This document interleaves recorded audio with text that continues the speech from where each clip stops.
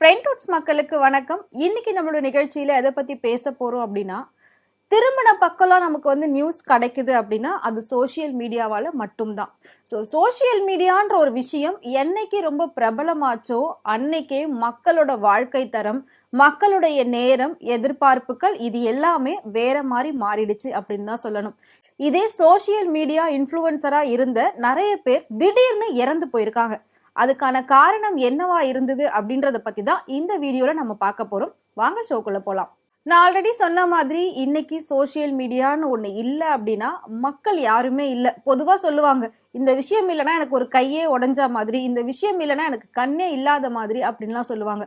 அந்த நிலைமைக்கு இன்னைக்கு சோஷியல் மீடியா நம்மளை கொண்டு வந்து நிறுத்திருச்சு அப்படின்றது நிதர்சனமான உண்மை.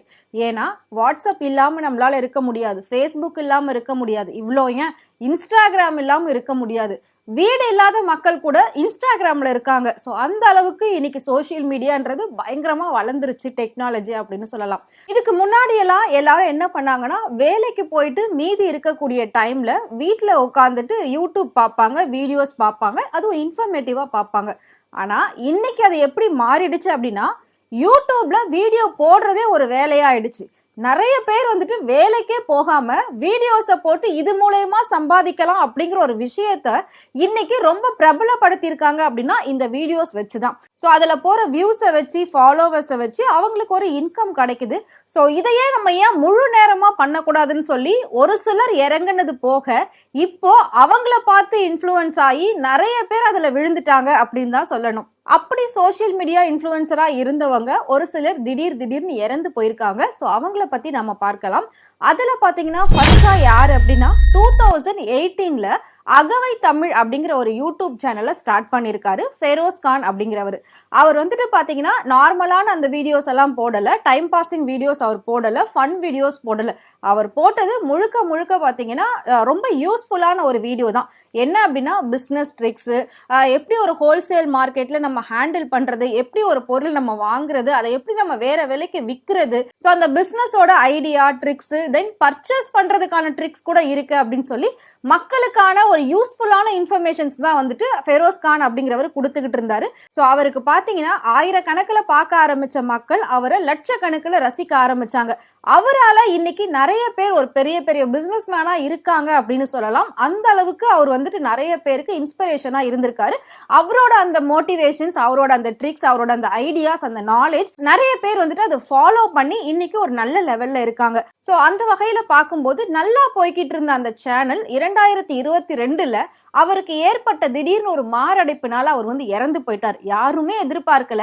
நைட்டு வீடியோ போட்டுட்டு படுத்தவர் காலையில மாரடைப்பால இறந்துட்டாரு அப்படிங்கிற ஒரு நியூஸ் அதே சோசியல் மீடியால ட்ரெண்ட் ஆகுது. ஆனா இப்ப பாத்தீங்கன்னா அதே சேனல் யூடியூப்ல இருக்கு. ஸோ அவங்களோட டீம் வந்து அதையே பண்ணிக்கிட்டு இருக்காங்க.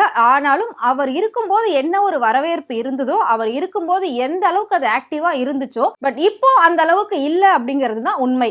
அந்த வகையில ரெண்டாவதா நாம பார்க்க போறது கேரளால இருக்கக்கூடிய திருவனந்தபுரத்தை சேர்ந்த ஆதித்யா நாயர் அப்படின்றவங்க தான். இவங்க வந்துட்டு பாத்தீங்கன்னா +2 படிச்சுட்டு இருந்தாங்க. அந்த டைமிங்ல டிக்டாக், இந்த மியூசிக்கலி, டப் ஸ்மாஷ் இதெல்லாம் பயங்கர ஃபேமஸா இருந்துச்சு. அப்போ அவங்களுக்கு 17 வயசு தான் ஆச்சு. ஆனா அவங்க அதெல்லாம் பயங்கரமா வந்து ஆக்டிங், டான்ஸ், சாங்ஸ் இந்த மாதிரி எல்லாமே வந்து பண்ணி ரொம்ப ட்ரெண்ட் ஆனாங்க. அவங்களுக்குமே பாத்தீங்கன்னா லேக்ஸ் கணக்குல திடீர்னு ஃபாலோவர்ஸ் ஏறினாங்க. ஸோ அவங்களோட வீடியோஸ் எல்லாம் வந்து நிறைய பேர் ஃபாலோ பண்ணியிருக்காங்க. அதுல பாத்தீங்கன்னா இன்னொருத்தர் பினாய் அப்படின்னு சொல்லிட்டு அவருமே வீடியோ கிரியேட்டர். அவரும் இதே மாதிரி ஆக்டிங், டான்ஸ்க்கான வீடியோஸ் எல்லாம் போடுவாங்க. அப்படி இருக்கும்போது இவங்க 2 பேர் சோசியல் மீடியால நல்ல வளம் வந்துகிட்டு இருக்கிறப்போ 2 பேரும் மீட் பண்ணி சாட் பண்ணி லவ் பண்ண ஆரம்பிச்சாங்க. லவ் பண்ணதுக்கு அப்புறம் பாத்தீங்கன்னா இவங்களுக்கு 1 lakh ஃபாலோவர்ஸும் இவருக்கு 1 lakh ஃபாலோவர்ஸும் இருந்திருந்தாங்க. இவங்க 2 பேர் சேர்ந்ததுக்கு அப்புறமா அந்த ஃபாலோவர்ஸ் எல்லாம் சேர்ந்து 2 பேரும் ரொம்பவே கொண்டாட ஆரம்பிச்சாங்க. அவங்க 2 பேரும் சேர்ந்து ரீல்ஸ் எல்லாம் போட ஆரம்பிச்சாங்க. அதையுமே எல்லாரும் ரசிச்சாங்க. திடீர்னு என்ன ஆச்சுன்னு தெரியல, ஒரு நாள் பிரேக்கப் அப்படின்னு சொல்லிட்டு வீடியோ போட்டாங்க. அதுக்குமே கேக் கட்டிங்லாம் பண்ணி வீடியோ போட்டாங்க. அதுக்கப்புறம் இவங்களோட ஃபாலோவர்ஸ்லாம் இவங்களை திட்ட ஆரம்பிச்சாங்க, இவரோட ஃபாலோவர்ஸ்லாம் இவங்களை திட்ட ஆரம்பிச்சாங்க. ஸோ இந்த மாதிரி விஷயங்கள் நிறையவே நடந்துகிட்டு இருந்தது. நான் ஆல்ரெடி சொன்ன மாதிரி அந்த பொண்ணு பொண்ணு அப்போ +2 படிச்சிட்டு இருந்தாங்க. இந்த மாதிரி சோசியல் மீடியால அவங்க இன்ஃப்ளூயன்ஸ் ஆகி அதுலயே வந்துட்டு அவங்க ரொம்ப டிராவல் பண்ணதுனால நிறைய பேர் அவங்களுக்கு பேட் கமெண்ட்ஸ் எல்லாம் கொடுக்க ஆரம்பிச்சாங்க. அதையெல்லாம் கேட்டு ரொம்ப மன உளைச்சல்ல இருந்தாங்க. இதனால பப்ளிக் எக்ஸாம்க்கு அவங்களால சரியா படிக்க முடியாம 2 சப்ஜெக்ட்ல ஃபெயில் ஆயிருக்காங்க. ஃபெயில் ஆனதுனால அவங்க வீட்டுல பேரண்ட்டுமே பாத்தீங்கன்னா அவ்வளோ திட்டிருக்காங்க. இது எல்லாத்தையும் ஒன்னா மனசுல வச்சுக்கிட்ட அந்த பொண்ணு 18 வயசுலயே சூசைட் பண்ணி இறந்து போயிருக்காங்க. அடுத்து 3ஆவதா நம்ம பார்க்க போறது தமிழ்நாட்டையே உழுக்குன ஒரு யூடியூபரோட மரணம் தான். இவரை பத்தி சொல்லணும்னா இவருக்கு அவ்வளோ ஒரு திறமைகள் இருக்கு. இப்போ ரீசண்டா நல்லா வளர்ந்துட்டு வர டைம்ல திடீர்னு இப்படி ஆனது அவரை தெரிஞ்சவங்க தெரியாதவங்க யாராலையுமே ஏத்துக்க முடியல, தாங்கிக்க முடியல. ஸோ ராகுல் டிக்கி அவரை பத்தி தான் இப்ப நம்ம பார்க்க போறோம். உங்க எல்லாருக்குமே தெரிஞ்சிருக்கும். அவருக்குமே ரொம்ப சின்ன வயசு தான். ஆனா அவரோட ஆசை என்ன அப்படின்னு பாத்தீங்கன்னா, ஆசைன்னு சொல்ல முடியாது, கனவு, லட்சியம் இது எல்லாமே சினிமாவில நடிக்கணும், பெரிய ஸ்கிரீன்ல நாம தெரியணும் அப்படின்றது தான் அவரோட ஆசையாவும் கனவாவும் இருந்துச்சு. ஸோ அதுக்கெல்லாம் நிறைவேற ஒரு டைமிங் வரும்போது சடனா அவருக்கு யாருமே எதிர்பார்க்காத மாதிரியான ஒரு ஆக்சிடென்ட் நடக்குது. அந்த ஆக்சிடென்ட்ல ஸ்பாட் அவுட் ஆகிட்டாரு. ஸோ அது பாத்தீங்கன்னா ஒட்டுமொத்த தமிழ்நாட்டையே உழுக்குன ஒரு மரணம் அப்படின்னா யூடியூபர் ராகுல் டிக்கியோட மரணம் தான். அவர் இறந்துட்டாரு. அடுத்தது பாத்தீங்கன்னா அவங்களோட வைஃப், அவரோட அம்மா, இவங்க 2 பேருக்குள்ள நிறைய பிரச்சனைகள் நடந்துச்சு. அவங்க திருப்பி சோசியல் மீடியால வந்து அவங்கள பத்தி இவங்களும் இவங்கள பத்தி அவங்களும் மாத்தி மாத்தி பிரச்சனைகள் செஞ்சு சண்டைகள் வந்து போட்டுக்கிட்டாங்க. அதையுமே வந்துட்டு பாத்தீங்கன்னா நிறைய சோசியல் மீடியால இருந்து எடுத்து போட்டு அதை ஒரு வைரலா ஆக்குனாங்க. ஒரு பக்கம் ராகுல் டிக்கி இறந்து போயிட்டாரு, ஒரு பக்கம் அவங்க மனைவிக்கான கஷ்டம் இருக்கும், அவங்க அம்மாக்கும் அதோட கஷ்டம் இருக்கும். ஆனா இது எல்லாத்தையும் தாண்டி இது ஒரு பிரச்சனையா எடுத்து பெருசா பேசப்படுற அளவுல ஆச்சு. சோ அடுத்ததா நம்ம பார்க்க போறது யூடியூப் கப்பிள்ஸ் அப்படின்னு சொல்லக்கூடிய பிரியா செல்வராஜ். இவங்க வந்துட்டு கேரளாவை சேர்ந்தவங்க தான். இவங்களுக்கு வந்துட்டு மினிமம் 50,000க்கு மேல ஃபாலோவர்ஸ் இருந்தாங்க. இவங்களுக்கு பாத்தீங்கன்னா 2 பசங்க உண்டு. இவங்க 2 பேருக்கும் கல்யாணம் ஆயிடுச்சு. அடுத்து ஹஸ்பண்ட் ஒய்ஃப், அதாவது பிரியா அண்ட் செல்வராஜ், இவங்க 2 பேரும் சேர்ந்து அவங்க வீட்லயே நடக்கக்கூடிய அவ்வளோ விஷயங்கள், அவங்க வெளியில போயிட்டு என்ஜாய் பண்ணக்கூடிய விஷயங்கள், கோவிலுக்கு போறது, வீட்டுல சமைக்கிறது, வீட்டுல செடி நடுறது, இந்த மாதிரி எல்லாமே விளாக் அப்படின்னு சொல்லி எடுத்து போட்டு ரொம்பவே பிரபலமா ஆக்கிட்டு இருந்தாங்க. திடீர்னு ஒரு நாள் என்ன ஆச்சு அப்படின்னா அவங்க வீட்டுக்குள்ள இருந்து பயங்கரமா வாட வருது அப்படின்னு சொல்லி அக்கம் பக்கத்துல இருக்கவங்க எல்லாம் கம்ப்ளைண்ட் பண்ணிருக்காங்க. கம்ப்ளைண்ட் பண்ணதுக்கு அப்புறமா வந்து போலீஸ் பார்க்கும்போதுதான் தெரியுது இவங்க 2 பேருமே சூசைட் பண்ணி இறந்து போயிருக்காங்க. சோ அதுக்கான காரணம் என்ன அப்படின்னு கேட்கும்போது கடன் பிரச்சனைகள் ரொம்ப அதிகமா இருந்தது அப்படின்ற மாதிரியான விஷயங்கள் வெளியே வந்திருக்கு. இவங்க 2 பேர் இறக்குறதுக்கு முன்னாடி பாத்தீங்கன்னா ஒரு வீடியோஸ் போட்டிருக்காங்க. 2 பேரும் சேர்ந்து இருக்கக்கூடிய போட்டோஸை போட்டு ஒரு சோகமான மலையாள பாட்டு வச்சு வீடியோவை அப்லோட் பண்ணிட்டு அதுக்கப்புறம் இவங்க வந்து விஷம் குடிச்சு இறந்து போயிருக்காங்க. இந்த விஷயமும் அவங்களோட ரசிகர்கள் கிட்ட ஒரு பெரிய சோகத்தை ஏற்படுத்துச்சுன்னு சொல்லலாம். சோ அடுத்ததா நம்ம எல்லாருக்குமே தெரிஞ்சவங்க, இவங்களை வந்து தெரியல தெரியாது அப்படின்னு யாராலையும் சொல்லவே முடியாது, அவ்வளோ ஒரு ஃபேமஸ் கப்பிள் தான் இவங்க வந்து தமிழ்நாட்டை சேர்ந்தவங்க தான். உதயா சுமதி, இந்த பேரை மறக்கவும் முடியாது, பிரிக்கவும் முடியாது. ஸோ எப்பவுமே அவங்கள பத்தி சொல்லும் போது யாரோ சுமதின்னு சொன்னா கூட தெரியாது, உதயா சுமதி அப்படின்னு சொன்னாதான் தெரியும். அந்த அளவுக்கு ஒரு ட்ரெண்டிங் கப்பிள் தான் இவங்க 2 பேரும். இவங்க 2 பேரும் பாத்தீங்கன்னா டிக்டாக் ஆரம்பிச்ச அந்த காலத்துல இருந்து டப் ஸ்மாஷ், மியூசிக்கலி, இந்த மாதிரி எல்லா விஷயத்திலயும் வந்து பயங்கரமா ட்ரெண்டிங்கா டான்ஸ் ஆடுவாங்க.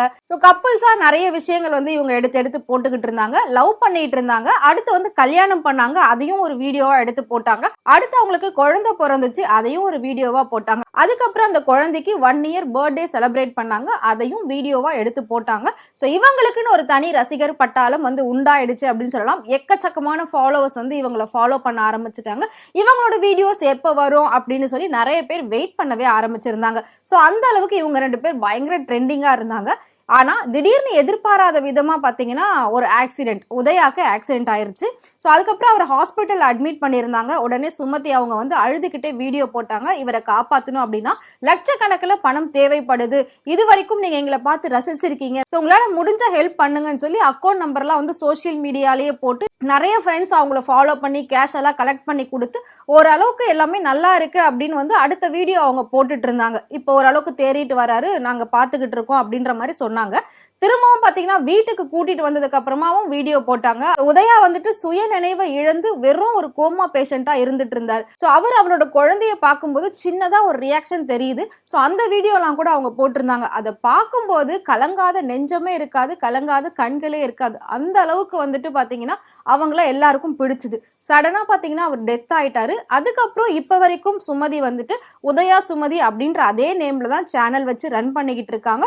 இப்போ அவங்க முன்னாடி இருந்ததை விட ரொம்ப நல்ல நிலைமைக்கு வந்திருக்காங்க அப்படின்னு சொல்லலாம். ஸோ அடுத்ததான் நம்ம பார்க்க போறது ஆன்வி காம்தார். இவங்களை பத்தி சொல்லணும் அப்படின்னா இவங்க வந்துட்டு my life style and travel vlog அப்படின்னு சொல்லி நிறைய இடத்துக்கு பயணம் செய்யற அந்த வீடியோக்கள்லாம் வந்து போஸ்ட் பண்ணுவாங்க. இந்த இடத்துக்கு போங்க, இதெல்லாம் நல்லா இருக்கு, நீங்களும் உங்க ஃபேமிலியோட போய் என்ஜாய் பண்ணுங்க அப்படின்னு சொல்லி இந்தியாக்குள்ள மட்டும் கிடையாது, வேர்ல்டு டூர் எல்லாம் போயிட்டு எல்லாமே வீடியோவா எடுத்து போடுவாங்க. அது மட்டும் இல்லாம யாருக்குமே தெரியாத டிஃப்ரெண்டான விஷயங்கள்லாம் எடுத்து இவங்க வந்து போட ஆரம்பிச்சாங்க. ஸோ இவங்களுக்குமே பாத்தீங்கன்னா லேக்ஸ் கணக்கில் ஃபாலோவர்ஸ் ஏறிட்டே இருந்தாங்க. அப்படி vlog எடுக்கிறதுக்காக கும்பை ஃபால்ஸ் அப்படிங்கிற ஒரு இடத்துக்கு போயிருக்காங்க. அது வந்து கிட்டத்தட்ட பயங்கரமான பெரிய ஒரு ஆழமான பள்ளத்தாக்கு, வானத்துல இருந்து நீர்வீழ்ச்சி வரா மாதிரி இருக்கும். அந்த இடத்த பார்த்தாலே அவ்வளோ அளவுக்கு ரிஸ்கியான ஒரு பிளேஸ்ல இவங்க போய் தனியா வந்து வீடியோ எடுக்க ட்ரை பண்ணிருக்காங்க. அப்படி வீடியோ எடுக்கும் போது கால் ஸ்லிப் ஆகி 300 அடி பள்ளத்துல விழுந்து இறந்து போயிருக்காங்க. சோ பயணம் பண்றத பத்தி வீடியோக்கள் போட்டுட்டு இருந்த அவங்களுக்கு அதுவே அவங்களுக்கு இறுதி பயணமா முடிஞ்சிருச்சு அப்படின்னு தான் சொல்லணும். சோ ஃபைனலா நம்ம யாரை பார்க்க போறோம் அப்படின்னா சத்தீஸ்கர் மாநிலத்துல இருந்து பாத்தீங்கன்னா தேவராஜ் பட்டேல் அப்படிங்கிற ஒரு இளைஞர் தான். இவருக்குமே வந்துட்டு பாத்தீங்கன்னா இன்ஸ்டாகிராம்ல அண்ட் யூடியூப்ல எல்லாத்துலயும் பயங்கரமான ஃபாலோவர்ஸ் இருக்காங்க. அதாவது கிட்டத்தட்ட 5 lakhs ஃபாலோவர்ஸ் மேல இவருக்கு இருந்திருக்காங்க. சோ இவரோட வீடியோஸ் எல்லாமே எப்படி இருக்கும் அப்படின்னா ரொம்பவே வந்து ரசிக்கிற வகையில இருக்கும். ஏன்னா இவரோட பாடி லாங்குவேஜே அப்படிதான் இருக்கும். ரொம்ப கியூட்டா இருக்கும், பாக்குறதுக்கே ரொம்ப இன்ட்ரெஸ்டிங்கா இருக்கும். சோ கஸ்கி பாத் அப்படிங்கிற ஒரு சேனல் வச்சு இவர் வந்து ரன் பண்ணிக்கிட்டு இருந்தாரு. சோ அது மட்டும் இல்லாம இவர் பாத்தீங்கன்னா சின்ன சின்ன சீரியல்ஸ் அண்ட் மூவிஸ் இதெல்லாம் வந்து பண்ணிக்கிட்டு இருந்தாங்க. சினிமால பெரிய அளவுல போற நேரத்துல பாத்தீங்கன்னா அவருக்குமே சடனா ஒரு ஆக்சிடென்ட் ஏற்பட்டிருக்கு. அந்த ஆக்சிடென்ட்ல அவர் இறந்து போயிட்டாரு. சோ அந்த நியூஸ் பாத்தீங்கன்னா அடுத்த நாள் அவரோட சேனல்லயே வந்து போட்டிருக்காங்க. இது வந்து அவரோட ஃபேன்ஸ் எல்லாருக்குமே பயங்கர ஹர்ட்டிங்கா இருந்தது.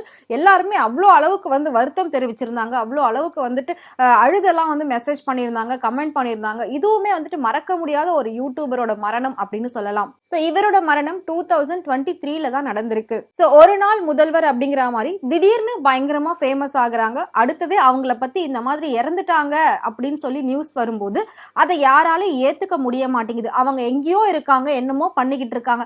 ஆனாலும் அவங்கள வந்து நம்ம பார்த்து ஒரு நிமிஷம் ரசிச்சிருக்கோம், அவங்களால ஒரு நாள் டைம் பாஸ் ஆயிருக்கு, ஏதோ ஒரு விஷயம் நாம வந்துட்டு அவங்கள பார்த்து பண்ணியிருக்கோம், பேசியிருக்கோம் அப்படின்றதுனால ஸோ அவங்க வந்துட்டு டெத் ஆகிட்டாங்க அப்படிங்கிற ஒரு நியூஸ் ரொம்பவே ஹர்ட்டிங்கா இருக்கு. ஸோ இது வந்துட்டு தெரிஞ்சவங்க இறந்தாதான் கஷ்டமா இருக்கும் அப்படின்ற மாதிரி எல்லாம் கிடையாது.